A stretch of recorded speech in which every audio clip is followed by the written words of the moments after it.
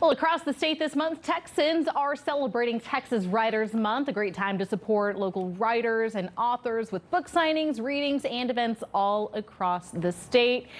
Joining me now, we've got 3 Texas writers from all across the state with your individual books. We want to start off with Julie Rogers. You are the author of Falling Stars. Tell us real quickly about your book. Thank you, Alice. In Falling Stars, Tommy Lucas is a 9-year-old boy with a blood cancer. But Tommy believes that his cancer is a curse on his bloodline and that he's a vampire. His mom, June, is an oncologist, but she doesn't discourage his fantasy, and she puts off the talk that she needs to have with him because she doesn't want him to lose hope. Now, Tommy reads about a vampire just like him in an online pulp fiction magazine called Philly's Argosy, and his name is Viscount Claudius Fallon.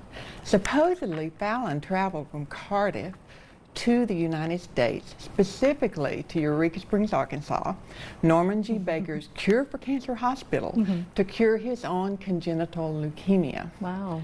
So Fallon has been living under wraps in Eureka Springs as an artist since 1939, and he does not want to be found. And Tommy is tracking him.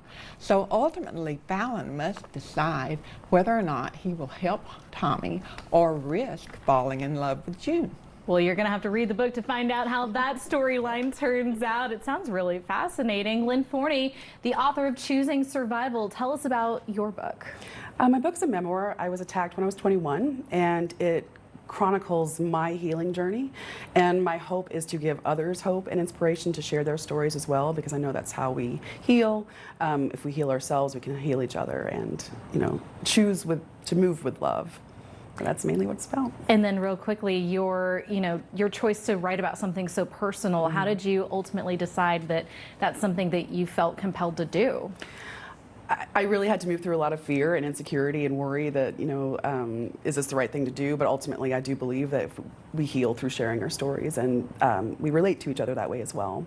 And so I just thought it was important, and I hope it inspires and helps others. I can imagine it will. I'm sure so many people, so many audiences can relate to that, or at least find some kind of connection to what you went through. And Roy Snarr, you have a book with some dollar signs on it. Yes, the exhilarating topic of Social Security and long-term care, the 2 books that we wrote.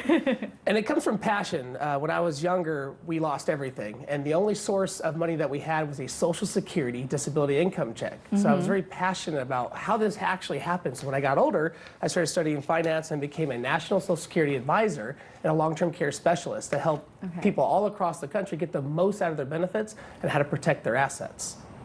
And it's written, I hope, in a way that a lot of people can understand, because I'm one of those people.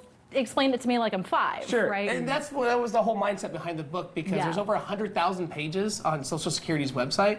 I condensed that down to 88 pages. That is incredible. Very simple, very easy to understand, and it helps people get, save lots of money and actually get lots of money back from Social Security. I love it. You guys are amazing. Thank you so much for joining us and sharing your different writing styles. It's so important to celebrate our Texas writers. So pick up one of these books, all 3, and it's a long weekend. We might have your plans right here with 3 great books. Thank you all again for joining us. We appreciate it. Thank you. Stay with us. We'll be right back after the break.